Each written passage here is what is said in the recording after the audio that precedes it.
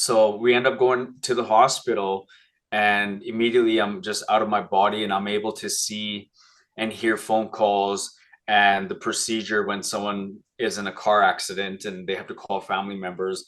I knew my body wouldn't have survived or recovered. So these abilities I started to realize early on. Um, Whenever my body needed me, my spirit was able to answer. Um, Also, I needed water. My body needed water. I was dehydrated. All I can hear is the nurses and doctors saying, we don't know what's going on. We don't know if he's going to survive. We don't know if he's a vegetable. All we know right now is he has severe brain damage. He has bleeding in his brain. He has a collapsed lung. His tibia is broken, his left leg fracture. His lung collapsed. He has, severe nerve damage, muscle tearage, and I had shards of glass all in my head and my face and the back of my neck and my body. And they didn't know what shape I was gonna be in. All I can hear is family members or people coming to see me just like, oh my God, and I can hear their thoughts. Sometimes people weren't speaking, but I can hear what they're talking about in their head. And my mom would make phone calls to different family members, and I can hear her speaking before she would speak it. And then when she would speak it, I would travel with that frequency to the other end until someone would pick up the phone. Um, and I started to notice these things, and then I started to self realize and self actualize what we're capable of doing. So I said, what can I do with this? So I would come back immediately, and I started to realize that I had an ability to show up wherever I wanted within the same time.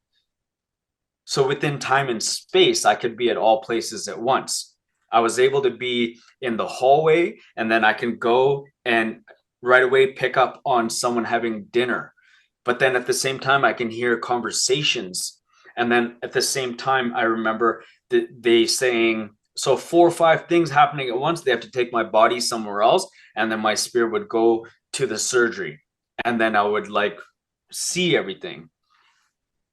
So that's a bit, of what makes this interesting, because the nurses and doctors and everybody said that you're not going to walk the same, you're not going to talk the same, you're not going to be able to recover these things that you have right away, or if ever. The best that you're going to get is 25% of feeling back. And we don't know what's going to happen. And right away my spirit just was ignoring all that, and I would pay attention to what my spirit was telling me, and it was like, no, that's bullshit. Like, don't believe that. They don't know what they're talking about. Just watch. And I'd say, what do you mean just watch? And my spirit would tell me, you're healing your bones right now. And I said, okay, I'm healing my bones right now. And then my bones healed within 6 days. And my, for example, just because the severity of the car accident, I couldn't move. I was like limp. So I was like, just like I couldn't move.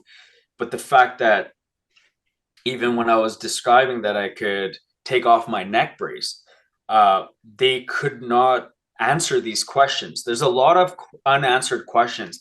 Even specialists, they had to hire, or not hire, specialists had to speak to other specialists, and they had to have groups of doctors follow me and wonder what's going on. Like, we can't diagnose this guy. We don't know if he has C1, C2, C3, C4, T1, L2, L1.